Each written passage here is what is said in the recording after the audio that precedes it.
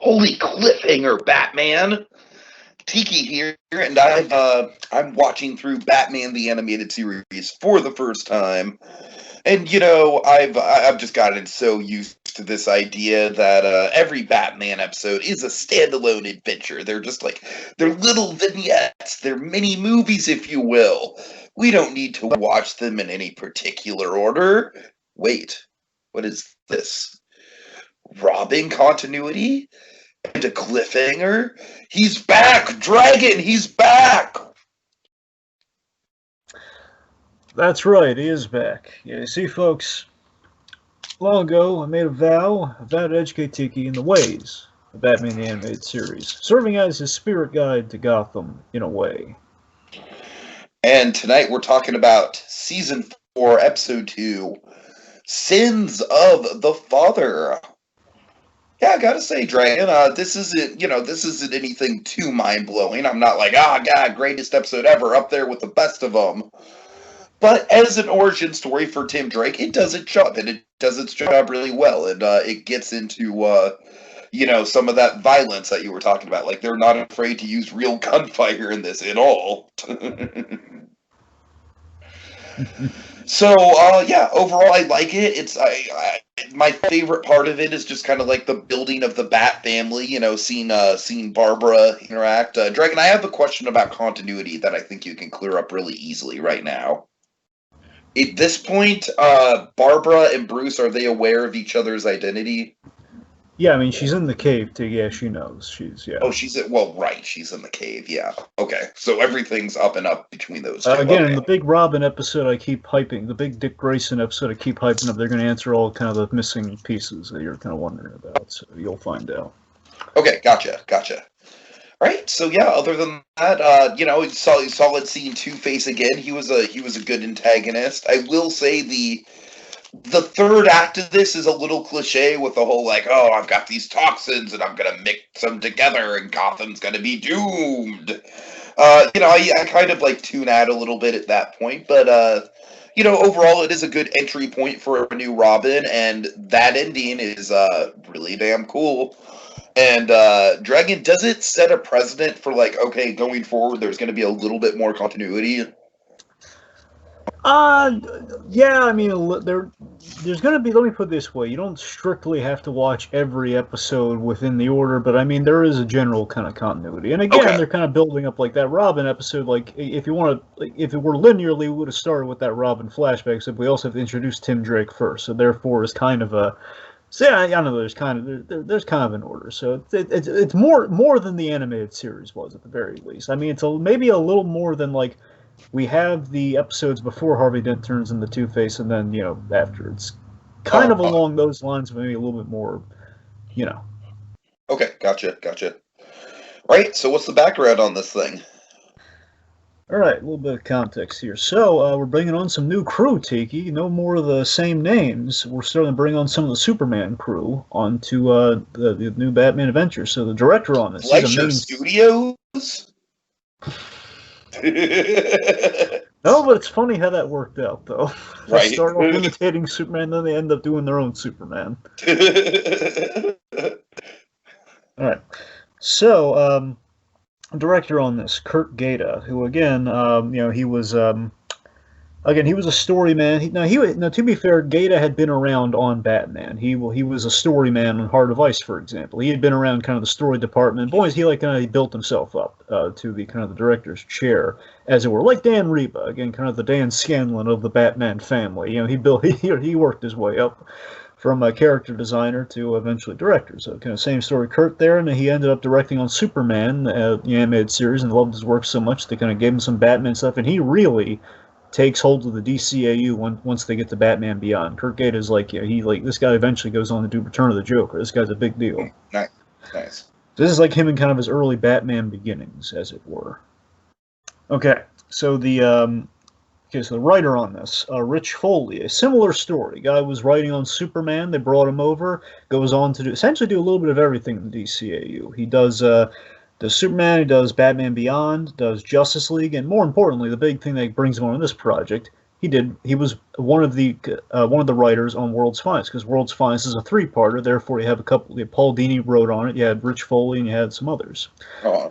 So he was, I believe. Oh yeah, he did part one, I think, with Dini for World's Finest. Which, I mean, my God, I mean, how great is part one of World's Finest? That's where you have like Batman flipping Superman and the whole like touche bit at the end. It's awesome. Anyway. So yeah, this is so again, not a whole lot of background too. So studio wise, as I mentioned before, again, kind of the running thing for a lot of this, Coco and Dong Yang in quotes, mind you, doing this one. They had done Holiday Nights this season. Let's see. So again, this is kind of a real episode one after Holiday Nights. Yeah, like, it really feels like they should have reversed that order, Dragon. They really should have. They should have. But, you know, that's how that goes. Again, wanted to get that little hanging Chad from the animated series animated, and of course I didn't really think about it. Yeah, well, we have to lose the Mr. Freeze story. Man, I don't know if it was worth it, but it was nice though. It gets us that beautiful ending with Batman and Gordon. How can you knock it? Anyway. Sure. So again, this is the introductory point for the new Robin, and kind of overall kind of the new Batman Adventures status quo of the Bat family that we're building. This is a big episode for this, and what's really cool about this episode is that this is we're using Tim Drake as the POV character into the Bat family, into our status quo, which of course includes like, why is Dick Grayson gone? You know? Yeah, and that's my favorite part of the episode. Is all kind of like, I was as a fan who genuinely doesn't know about the, like, I have a vague idea about why Dick Grayson's gone, but I don't know exactly how it's going to play out. You know, so I was intrigued. So, the big thing to talk about with Tim Drake. Okay, so in the way the animated series, the way the DCAU handled Tim Drake has now gotten a little bumpy, but essentially what happened was they made him a combination of Jason Todd, you know, the second Robin, and the third Robin, basically America's favorite Robin. Everyone loves Tim Drake. Everyone's like, oh, that nice boy, Tim Drake. Everyone loves Tim Drake. So we combined the second and the third Robin. Of course, Tim Drake, he came about in 89. So 88 is when we kill off Jason Todd, so have like a year of Batman kind of mourning, and then we bring in Tim Drake to kind of lighten things up a little bit. And also, you know, we have 89, the movie going on and everything. So it's all quite relative, ultimately.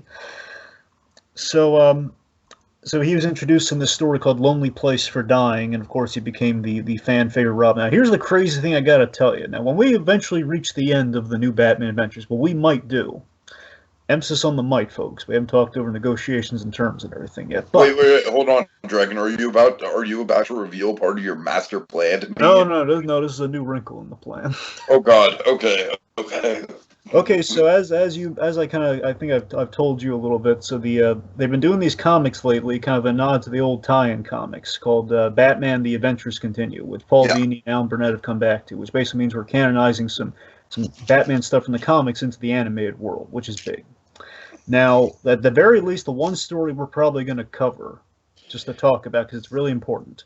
Tiki, I never thought I'd see the day they'd do something like this. My God, that mad genius Dini did it. They brought Jason Todd into the DCAU. They did the Red story. And Tiki, they made it work. All right, yeah, color me intrigued, Dragon. Color me intrigued. So, this is the important thing I need you to grasp onto. So again, because obviously, even if we are on the network where we can now shoot guns and everything on, despite it being called Kids WB. Well, yeah, we're not going to be like Jason Todd even today for a TVMA show. If they were to play it out exactly how it's played out in the comics, it would still be controversial. Exactly. So the point being, even with the extra leeway they were given, they could not get away with killing a minor on kids on Saturday morning television. They couldn't get away with it. So that's why again we're combining Todd and Tim Drake here. And again, they had no intentions of doing of Jason Todd or being able to work him in period. So I would just know that. So but now. We've retroactively, without in comic form, we've gone back and we've now canonized Jason Todd. And just trust me, it doesn't step over anything. It's not a retcon. It just we've inserted him in there where it doesn't wreck anything. So it's kind of a retroactive thing, but it's not a thing. Give me an idea of the timeline. Right. Basically, because this show doesn't necessarily have an ending. Doesn't quite get a finale. It doesn't get a Sub-Zero, so to speak. It kind of takes place. It kind of takes place just after this season ends. But after Oh, okay. you know what I mean. After the New Adventures of Batman ends. So it's basically it's in that same timeline. It's like between this and Batman Beyond. Gotcha. Okay. So the point being, just know that he's a mixture of the two. But now we actually have a Jason Todd, but they didn't know that then. Okay, now you're all caught up. Let's dive into this puppy. All right, so we start with our introduction to Tim Drake is him stealing, of all things, Dragon, donuts from a police officer. It's so weird that we didn't make this Bullock, but then again, maybe we don't want to see. We don't Oh want to see. man, it would have been fun if we made this Bullock. It would have been, but by the same token, you don't want to see Bullock bullied like that, Yeah, you're right. I love Bullock. You saw what he did for that little girl in the last episode. Come on. Exactly. He gave away his donut money. Right. All right. So Tim Drake, yeah, he's stealing the cops' donuts and kind of being chased. You have this alley chase that's going on here. We demonstrate the boy's skill and his cleverness, which is big. The other the big claim to fame of Tim Drake is that he figured out who Batman was. He was an amateur detective on his own right, and he was the one who kind of figured Batman's in mourning. He goes to him and says, "Hey, you got to get your act together, else these criminals are going to kill you, man. You got to brighten up. You need a new Robin? I'll be your new Robin, man." Essentially, that's how that story goes. But again, what we're doing here is really cool. We're introducing him like a street kid, like Jason Todd, though. So we're kind of infusing He's the clever. pretty much Aladdin for Gotham City. Essentially, so again, that's kind of what you end up with: less unlikable Jason Todd, more Aladdin. Okay, so he's giving the cop the slip. Importantly, we see the kid's good with a batarang, and I always love this idea that we kind of do with this gag. Is that Batman does leave him around. So logically, someone would pick up these batarangs. I do really like that idea too. It kind of adds a level of realism into the animated Batman world, which is great. And again, infusing a little bit of Batman to our Robin before he puts on the tights. Okay, so he basically is on a fire escape. He throws the batarang in the cup. He gets tangled up in a clothesline. Tosses him a donut, though. Hey, you need to keep up your strength, Pops. So again, kind of neat combination there with the whole Jason Todd street kid of it all. All right, so okay, let's see. So also one other thing I should mention. This is big too. See, the other really great idea in blending these two together is that we've uncomplicated Tim Drake. Tim Drake had parents that were alive in the comics, so we've kind of making kind of a kid with with the troubled father, and what happens to his father in this episode does help streamline things quite a great deal when we kind of do that Jason Todd approach yet again. Sure, I bet. Okay, let's see. So we have Manny and Mo. Said father. Yeah, so we have Manny and Mo looking for Shifty Drake. Now this is funny. These henchmen are called Manny and Mo, like Two-Face always about decision making. Eeny, meeny, miny, mo. Eeny, Manny, Mo. Get it? And Dragon, I like that. I like that we get a verbal hint of Lorne Lester before the end of the episode. Yes, we do. Yes, of course. Yeah. Of course, the way it works, especially back then, kids, is again, you pay a voice actor and you get your money's worth, and they can voice up the 3 roles for the same pay. We're gonna do it. Especially for a role that's just like, okay, 2 lines, Lorne. Exactly. So, they're kind of remarking, we see the messy apartment of Shifty Drake, which looks like a kid's been living there on his own, so it looks like my kid's place. We see a little Batman shrine in Bourne. Looks like they're puzzled by this. Oh my god, what's Shifty Drake's problem, man? Look at all this little kind of Batman shrine going on here. Right. So then they catch the returning Tim Drake with donuts in tow, and I love how this kid's weaponizing donuts. I mean, he's squirts them. I really like that too. He squeezes the donut and the custard filling or whatever it is pops out. The jelly or whatever. It's the kind of reminds me of Ninja Turtles 2 weaponry. Yeah, it is a little. So he's squirting in one guy's face. He tosses the whole box in the other. Basically, this is Bullock's worst nightmare. This episode. And then It's supposed to be used he for grabs a love, not throw weapons. rug and surfs down a staircase. Oh man. Yep. Again, crafty. He's again, if his father's Shifty Drake, therefore he's Crafty Drake. Mhm. He slides down the banister, he escapes, and then he runs into the big boss. And Tiki, who is the big boss? Two-Face. Ah, yes. So, Tiki, really cool thing. So, Two Face was chosen for a reason. Two Face, believe it or not, he has ties to both Robins, both Jason Todd and Tim Sure. Drake.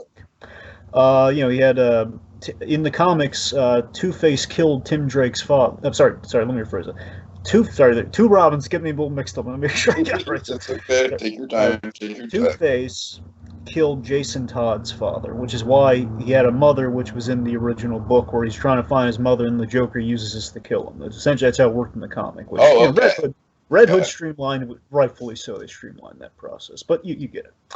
And basically, when Tim Drake suited up for the first time to fight with Batman to kind of get him out of his funk, he was going up against Two-Face. That's how that worked. So again, Two-Face kind of the connecting thread between our Robins. Double Robin, double the bad guy. Ergo Two-Face. Then, of course, the Schumacher of it all. That too. And again, this is around that time, by the way, where we're, by the time of Batman and Robin, this is like, here's the fun thing. So again, the animated series in its original form is basically they're ending right before Batman Forever happens. And now this show's in the wake of Batman Forever. There are a few jokes at Batman Forever's expense. Yeah. You'll see. Okay, so we have this interrogation down at the docks. They're looking for, you must be Shifty Drake's boy. And Tim Drake completely unafraid of Two-Face here. Mhm. Yeah. And he's giving him sass, man. He's giving Two-Face some sass. He took something from me that I need. What, his charming good looks? Okay, this is great. So Two-Face, I completely forgot about this detail, and I love it.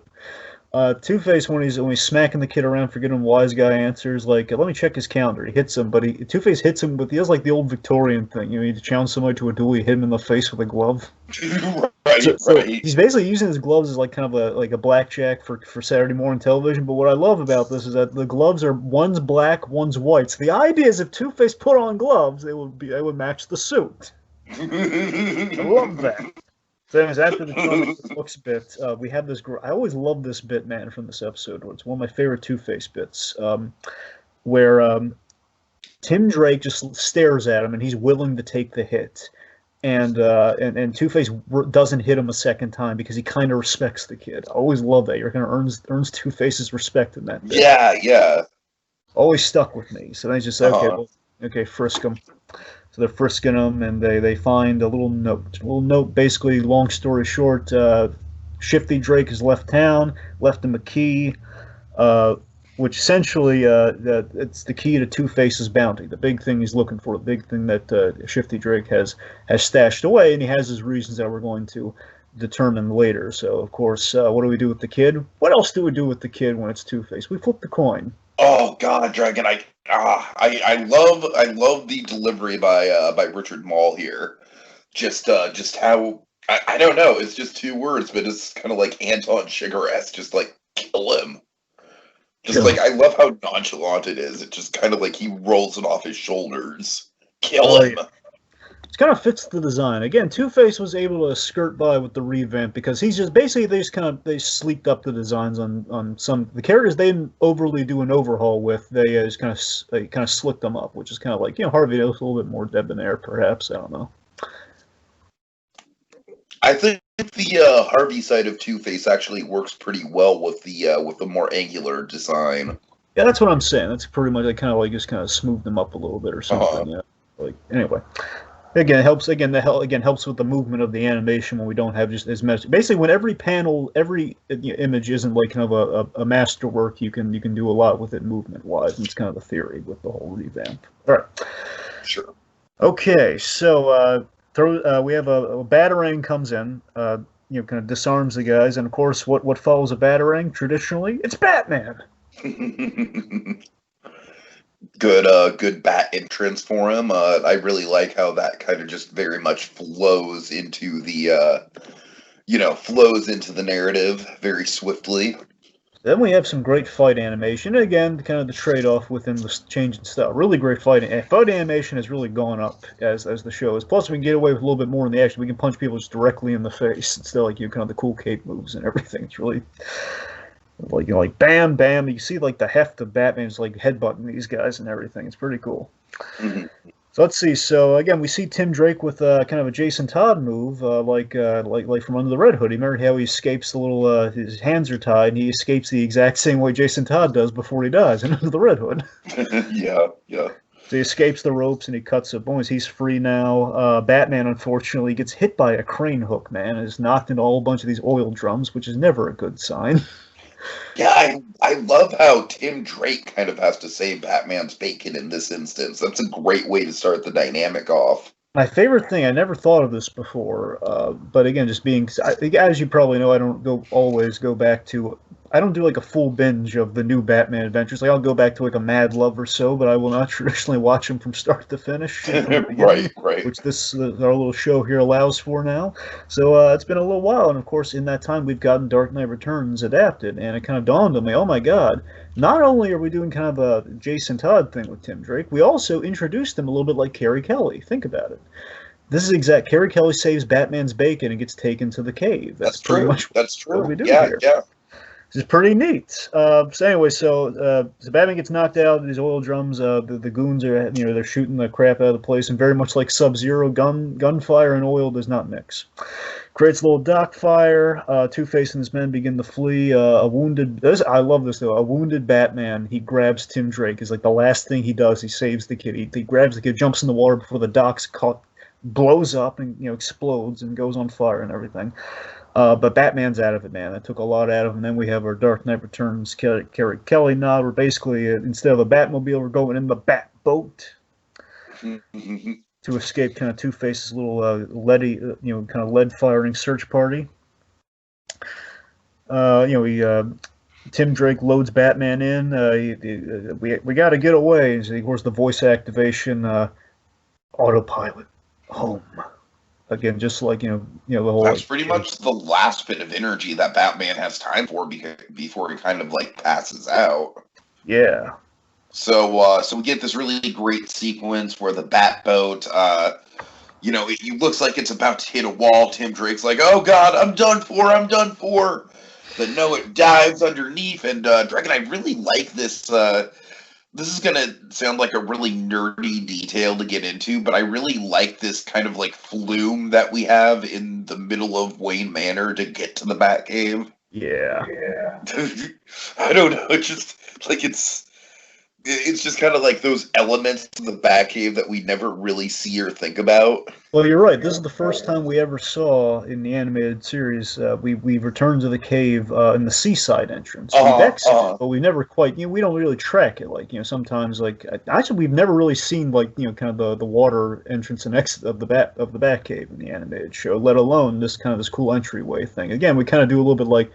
Kind of like a holographic Batcave, and/or like Vicky Vale going to the Batcave in '89, something like that, where we have like the fake. Oh God, we're gonna crash. So again, all this from Tim Drake's point of view, which is a great entryway into Batman to kind of jazz things up. And again, it's so well does it serve the point of Robin, which we didn't get this with our original Robin because he was all grown up. We get to see, except for the Robin's Reckoning episode, I guess, where we really get to see, like. Kids being able to get into Batman through the sidekick, which is kind of half of Robin's invention. So Batman has someone to talk to. It's like a two-part, rationale. So the kids will love him in this. So the kids can really get into this new Batman show by this Tim Drake character. The tide that lifts all ships. Speaking of which, so Tim and Batman arrive. We have this great bit. Oh my! How wonderful an act break is this? We arrive. The Batboat kind of door opens and hood opens and Alfred's there. No mask or anything. Alfred's there, and like Tim Drake gives like a little wave, and Alfred just goes, "Oh dear." Oh dear. Oh, it's awesome! Oh, it's such a great act break. All right, so then we get into Act 2. Tim Drake is just like, "Wow, this is amazing." if you only knew how many times I dreamed about this place. And Alfred Dragon, like you said, it is very much kind of like that, the POV character used very effectively.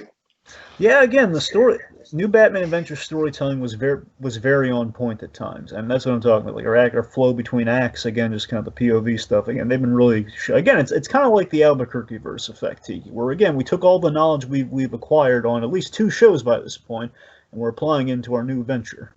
Mm-hmm. Okay, so Alfred's tend to Batman's wounds as Tim Drake marvels. The hero's lair. We have a little bit of a phantasm nod to me.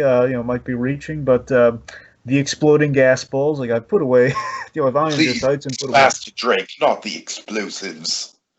Which is great. So then we have a great little nod here. The Robin suit in the case. Mm-hmm. Which also, again, retroactively now is kind of a Jason Todd nod. Yeah, that's kind of what I thought too. That's what I'm saying. It was always like a nod to Jason Todd, but it was they never explicitly said or explained like what the deal with the red costume was. The presumption was that the young Dick Grayson wore this suit, but now retroactively, maybe not. We don't know. Maybe it was Jason Todd after all. But again, point being is presumably like Dick Grayson as a kid. All right. I like that Alfred just kind of like takes like a little pause when the Robin suit gets mentioned. Oh yeah, and again, I just love this. The Dick Grayson mystery just continues to boggle here. Uh-huh. He's asking what happened to him, but we don't get an answer. Of course, not till the end at least. Or we don't get an answer then. We don't get an answer then. Yeah, no, we don't get an inkling yet. Answer. Again, they're keeping you on the hook, man. Like, what the heck happened to the other Robin? I mean, so I said, Dragon, even for a fan like me who it's like, I know the why, but I don't really know the how, so I'm still looking forward to that. Oh, the how's big, my friend. The how's big. Okay, cool. It's a big moment in the DCAU. Okay, so Batman comes to, and of course, as he comes to, he's going to ask what the deal is. Tim Drake has pulled a bad exit. He's already on the path, man. He pulled a bad exit, which is trouble. And I love how Alfred is just poor Alfred this episode, man. It's like oh my, he's like oh poor Alfred. I love that Destiny is at work though, where Tim Drake disappears to go upstairs and essentially discover the Wayne Manor of it all, which is kind of like. Again, it's like the bat crashing through the glass of Wayne Manor. It's bound, the Batman happening upon the image of a bat. It's got to happen. Yeah. It's got to discover the secret. So Tim Drake discovers that Wayne Manor is up there as he enters Bruce Wayne's study, and he's again get a little bit of the detective Tim Drake at work here. He's putting the pieces together. Smart kid. Where he's eyeing the valuables first. First he eyes the valuables. And then he sees the Thomas and Martha Wayne portrait, which is from Phantasm, just saying. It is. Very same one. And then, I gotta tell you, Tiki, I feel so stupid and soft, but it's, this moment really got me on the rewatch for some reason, where he goes by this trophy case. You have all these medals and like little kind of like dedications to Bruce Wayne. Also, presumably some of I know they're in the other parts of the mansion. I think they're in this case too. Some of Dick Grayson's like awards and stuff through the years are also in this case. Yeah, like when he was a kid. But yeah, it's this beautiful little thing here. A lot of Wayne Foundation, kind of thanks and awards. And this little shot always got me. The one that Tim Drake happens upon here. You see Bruce Wayne and this little girl holding up this little sign. Thanks, Mr. Wayne. Yeah, that was adorable. Absolutely. In the children's hospital. I gotta tell you, it really got me in the feels when I rewatched the episode, and I just felt so weepy. Oh man, it just. Yeah, great little detail. Also, nice little, tiny bit of character building for Bruce Wayne. Yeah, and again, it's a beautiful little visual thing. It just shows you that, it's Batman's way of helping the way his parents would have wanted him to, It's like helping as Bruce Wayne, honoring the name of Wayne. But again, also, it's good visual exposition in this scene as well. But again, you have some heart behind it as well. Good stuff. All right, but that moment kind of comes to a swift end as Batgirl discovers him. Wish you hadn't seen that. Then she swoops in, she gets him. But I also like for a hot minute, this almost becomes a hostage situation. Very technically much. Speaking. One other thing too, with that scene, I'd like to think subconsciously the mission in full is dawning on Tim Drake. Like the morality wise, the pieces are like he's starting to get like why the man dressed in the bat costume, why his hero does what he does. He's kind of putting the duality together, like the two sides of the man. Which like why would Batman go around and be as awesome as he is? Well, because he wants to help people, because his parents help people, that sort of thing. So yes, Batgirl's apprehended. We reveal Alfred called Batgirl once they arrive. Smart Alfred. Unfortunately, as he points out, not soon enough, I'm afraid. So this is a great problem, by the way. Again, this is on top of the upgrade in the storytelling here, where Batgirl, as we established, she's in the know. We got the cooler upgrade on the suit and Batman's resources, probably how she got the nice suit and everything. Yeah. Tim Drake swears he won't tell anyone. You can trust me, guys. And then, of course, Batgirl reveals he stole Bruce Wayne's watch and his money clip. So, think how interesting a situation is this, Tiki? That what is a Batman to do? The kid knows his secret. And obviously, like I said, it's almost kind of like it kind of turns into like a prisoner dilemma. It is. Yeah, it's a little crazy-ish from yeah. But again, classic Batman. It's classic Batman, just him kind of saying, "Let him go." Like never would he do something like that. Never would he hold a kid hostage for knowing his secret. But it's seriously, I just love that bit where he says, "Let him go." But also, and just file this away, Tiki. This might be again Batman post the Dick Grayson affair coming around a little bit, where let him go. Like he's gonna have a softer tact with the kid. Okay. So anyways, that's a nice little bit. Here's the whole let him go. Very again, I love how drained Batman is. Dude can getting his energy back. You're like, let him go. It's fine. Just So Batman's he's asking Tim questions like, what does Two-Face want with you? And it reveals that his father worked for Puke Face. It's a good. Yeah, it's surprising we never use that, but again, quite juvenile with our older Robin. I guess it makes sense. Yeah, a young kid would absolutely call him that. So then Tim kind of reveals that he has a batarang that he got off the streets. He can take care of himself despite his father leaving him alone most of the time. He throws the batarang, knocks down some stalagmites, says a line that just gobsmacks Alfred. My word! You gotta... After all, go those bangers, show the bangers your heart or something like that, something along those lines. Basically, it says, it got this after Batman took out some bangers out of the hood. To something along those lines. And of course, like, my words. That's always funny. Just like the Batman, nobody messes with Tim Drake. And Batman interjects with, well, except Two-Face. Yeah, except Two-Face. So he shows him the note, which Batgirl, again, she's no slouch either. She looks at it, she sees the impression of a key, which she then shows Batman. World's greatest detective points here. He recognizes as a key that belongs to the Gotham airport. Mm. So speaking of which, we go to the airport. All right, so my one big leap in logic here with this episode that you might be able to clear up.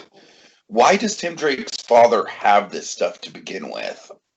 Well, okay, so Shifty Drake was one of Two-Face's henchmen. And he was tasked with, I guess, procuring the stuff. And basically he's...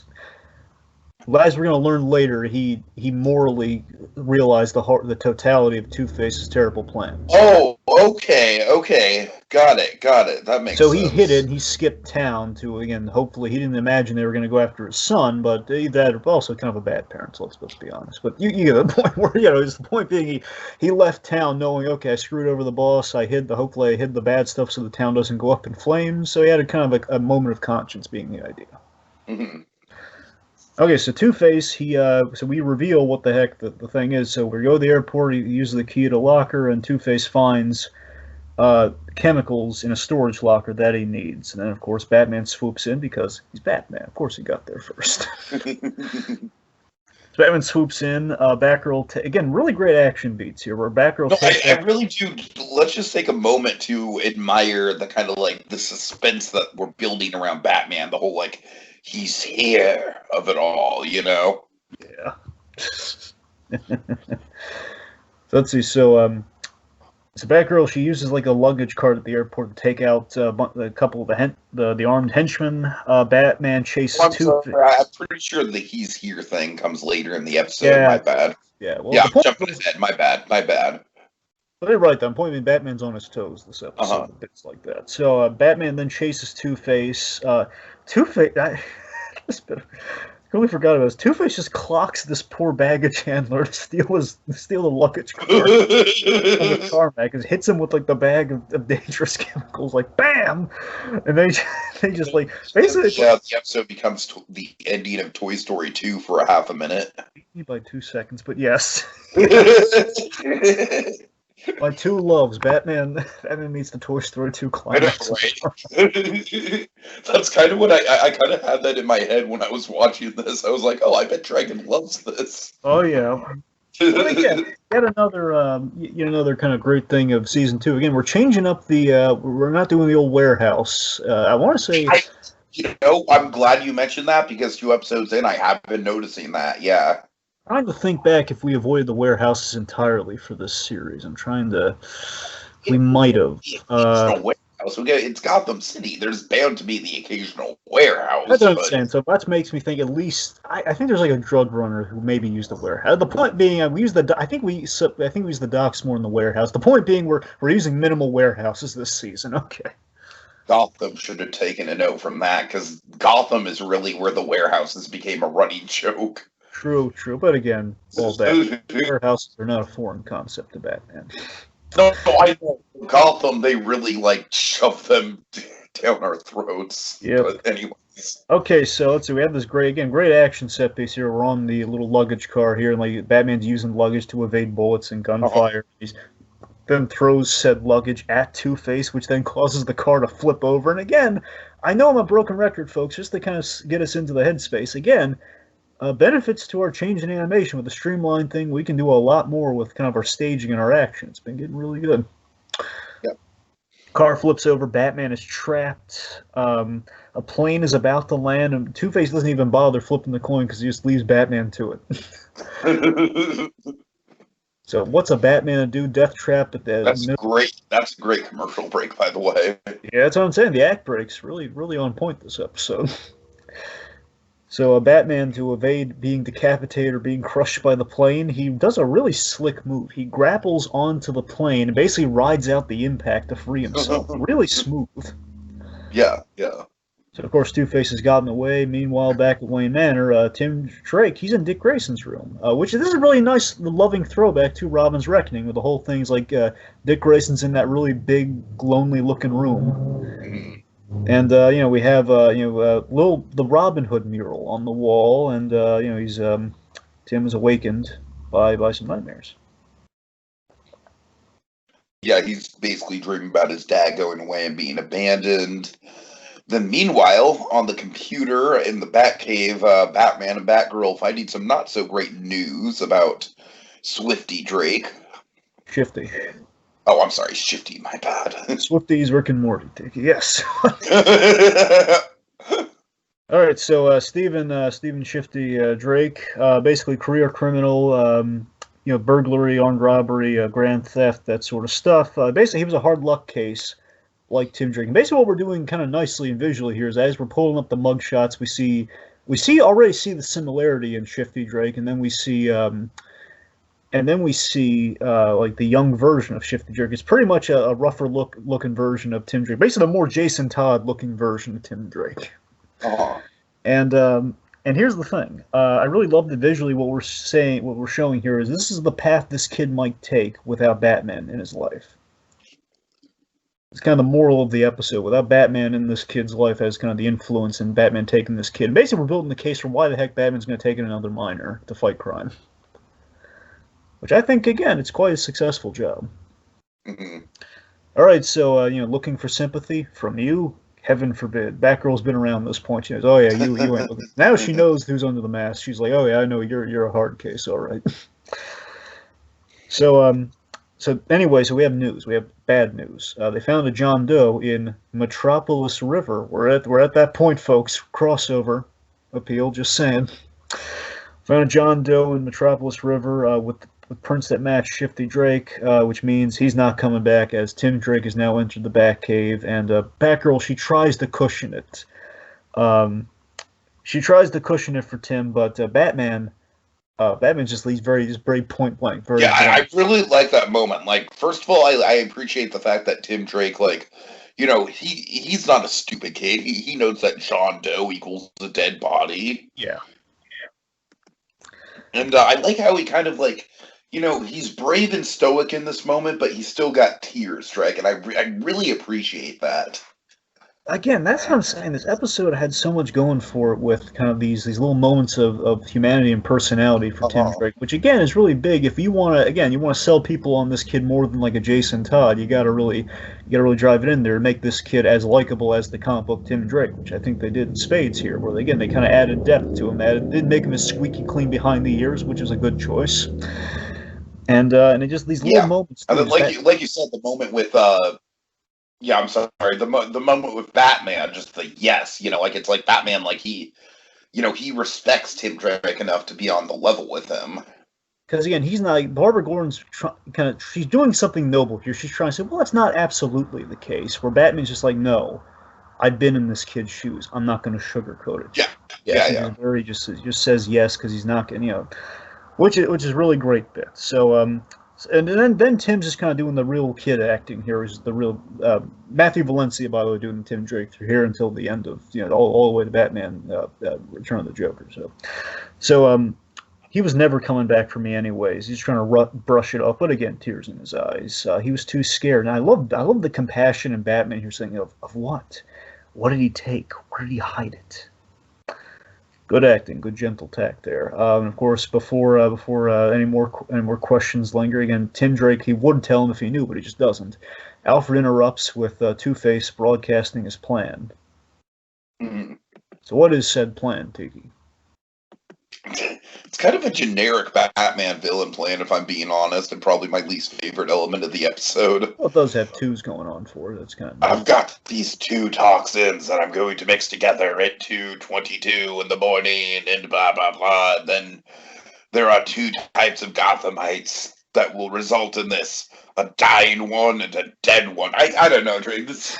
This whole thing is kind of like, I'm not going to say it's the black mark on the episode, because it's really not, but it's the one part of the episode I kind of roll my eyes at just a little bit. I'll admit. I mean, I do love the delivery of one. Here's a math question for you, Gotham. 1 + 1 = Armageddon. But no, I do like I like the two element of it all. I mean, it's not. I'm not saying it's going to make it Yates or anything, but I do like the whole. It's a binary compound. So basically, it's like using like a two-part kind of chemical. Basically, it's unleashing a plague on Gotham in kind of a binary compound. Going to mix together, make a nasty gas, and the game wants 2 million by 2 a.m. Real nasty gas. Oh yeah, and there's going to be two kinds of citizens in Gotham: the dying or the dead. And again, you got to imagine this to me. Definitely scary in 2020 where we're at now. Yeah, for sure. Kind of got scarier with time, let's be honest. So, all right. So Tim Drake, now he doesn't come empty-handed to the party. He brought the kind of the plotty potato salad. He brought some help here. Tim brought. He suggests looking at the old Janus movie. Of course, Janus is an old god. What was it? Not. I think it was a Greek or. Yeah, I think it's a Greek god sort of thing. I think so. Yeah. It's either Greek or Norse, and I don't think it's Norse. Point being, Janus. Might be Greek. The point being, it's one of those two folks. Anyway, so the point of the old Janus movie theater is where Two-Face, he followed his old man there once. Basically, he knows Two-Face is probably hiding there. At the very least, it's the first place to look. So, the point being, so Tim has a stake in this, and he wants to come along. Again, kid taking responsibility. And Batman says no. Again, Batman really. I'm responsible here. And he's like, no, I'm not going to endanger you. No, you're not going with me. Oh, what did you think of the new Batmobile? Let me take a look at it. It's a bit more streamlined. I think I prefer the old one. That's the right answer. No, I'm kidding. The answer would suffice, but yeah, the old one was still cool. Was cool. I think the thing I like about the old one was the bigger pop of color. I mean, I know many people. Basically, the big thing they're using here is like it's more practical because it's not really long. But I mean, that was why it was cool, though. Right, You took right. the '89 car and you made it Art Deco. That's what you anyway. But you know, this car is cool, but nowhere near as cool as the original. Let's be honest. Okay. All right. So then, anyway, the point being, they leave Tim Drake in the cave. Batman very sternly says no. Leaving Alfred again. A little bit of a big part of the mystery here. Not a big part. It really does get a meaty role this episode. Oh yeah. So Don't take it personally. He's not one for debate. And then we get a very dramatic pan to the Robin suit. It used to make Master Dick furious. Most unfortunate. And again, loving nod to Robin's Reckoning, where that was the big thing, where he didn't let him go after the man who killed his parents initially, and then of course, like he's not going to ace me out. And again, like I love Alfred kind of seeing history repeat itself essentially in this action. Again, he's like, it's really nice. Alfred kind of connecting our parallels here within the Robins, and again, the suit being the connector. Basically, we're definitely playing up the Robin legacy of it all, which is really a good call. So the suit gives Tim Drake an idea. Yeah. Yes. Filing that away for later. All right, now, Dragon, here's the moment I was talking about with the, almost kind of like the Batman Begins-esque, like, oh, we hear him coming, but we can't see him. Where is he? He's here. Oh, yeah. Really, really well directed in that regard. Also, I love in the build-up this little detail I really loved, especially on the. It's funny. I got the revamp. I got both the original and the revamp of Two-Face when they did the animated series action figure line recently. Before they shuttered it, that made me cry. But before that, they did basically the Two-Face figure is from this episode, and this Two-Face he has the same pocket watch he does in this episode. I love Two-Face giving him this themed pocket watch where it's like half the side is black, half the side is white. It looks awesome, and the toy comes with it. It's great. Oh. So yeah, so no dice on the ransom. Then we have like they're grabbing their mask, and like then they hear men being taken out. Where is he? He's here. So then we have like a lot of great action here. Batman tossing goons like crazy.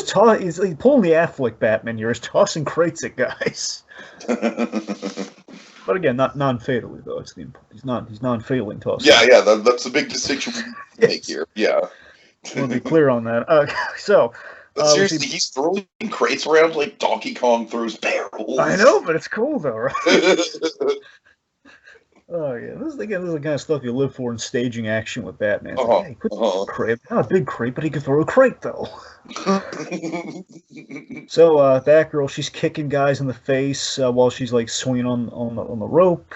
She's flipping guys. Again, Batgirl being part of the action, which is where we're at now, which is really cool. One thing I want to note really quick with Tara Strong's Batgirl is I really appreciate that she's putting a lot of emphasis when she's Batgirl on like almost being like kind of cocky and kind of a jokester. Yeah.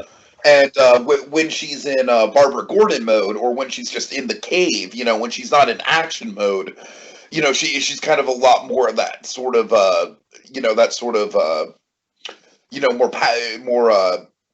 what's the word I'm looking for, Drag? I don't want to say maternal, but she's got kind of like more of a sympathetic tone to her than Batman does. You know what I mean? Yeah. Like we illustrated with how she handles the Tim Drake John Doe situation as opposed to Batman. Yeah, she's more empathetic. She's more empathetic. That's the word I'm looking for. Thank you. Ding, ding, ding. I'm an idiot. Anyways. Okay. But I really like how Tara Strong does like very much turn on the the theatrics for her Batgirl. Yeah, and again, like it's the freeing element of the mask, Right, like the whole, like the Spider-Man effect, So also my favorite detail in this action scene too is I love we're seeing their silhouettes on the screen as they're fighting. Kind of the better version of Phantom of the Multiplex with that that part. But again, it kind of brings it back to the whole Zorro of it all with Batman, which is kind of cool. He's becoming the serial hero on the movie, on the screen, which is kind of neat. Oh. So let's see. So so Robin, he hitches a ride to the theater as he's like jumping on cars and everything. He doesn't have a Batmobile or an R-cycle yet. He's not there.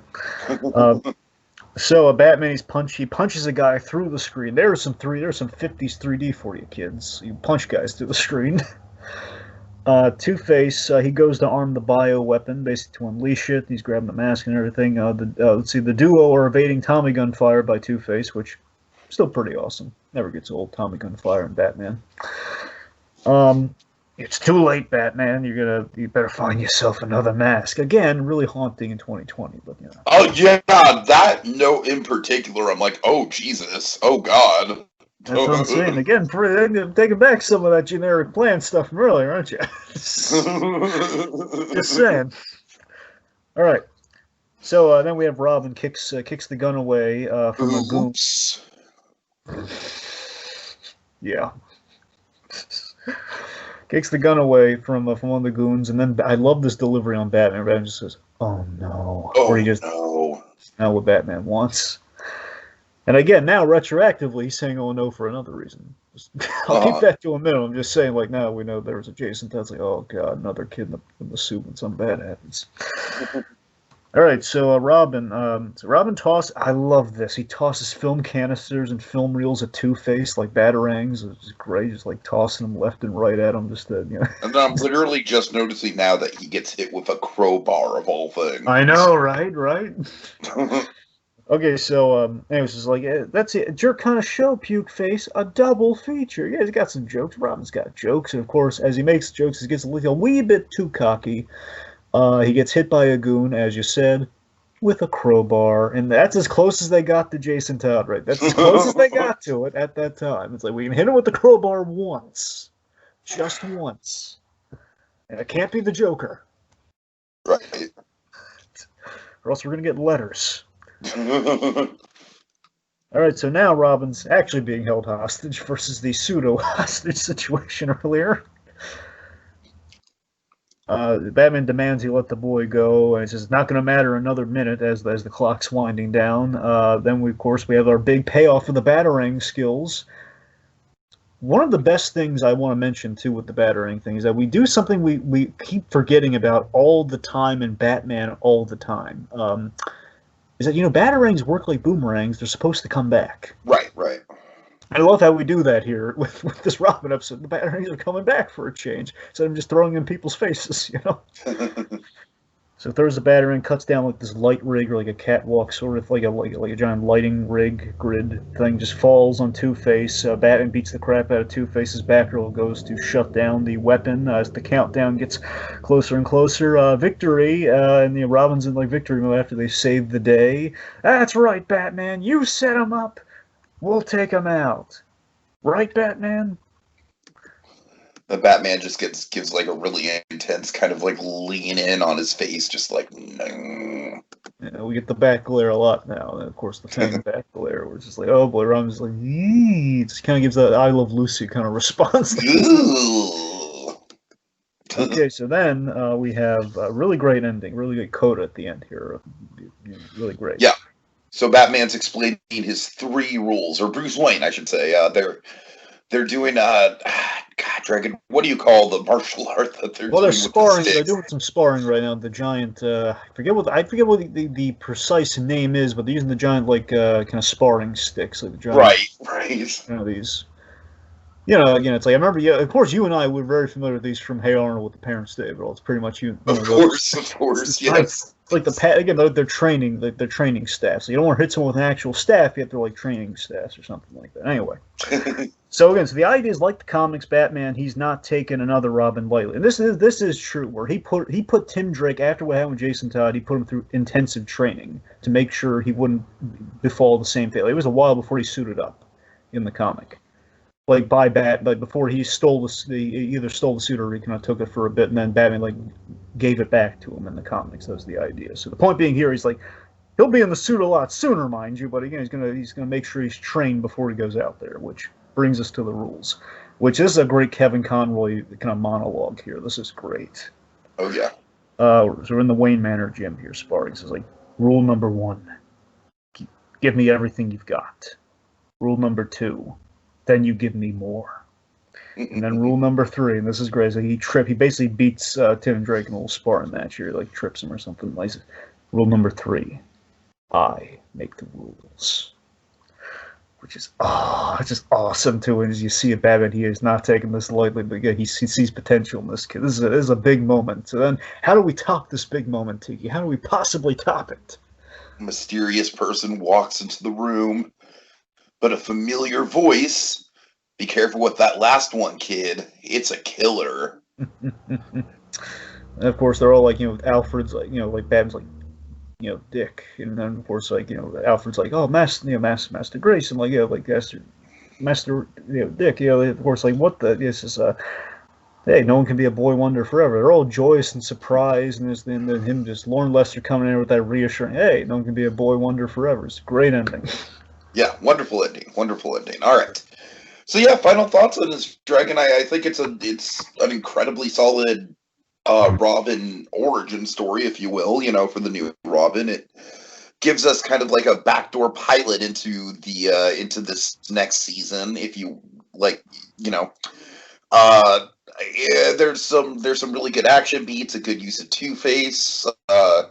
I do think they set up Tim Drake quite well, and I think he's pretty likable throughout this episode. Overall, pretty solid stuff. Nothing mind blowing yet, but but I will say it did its job.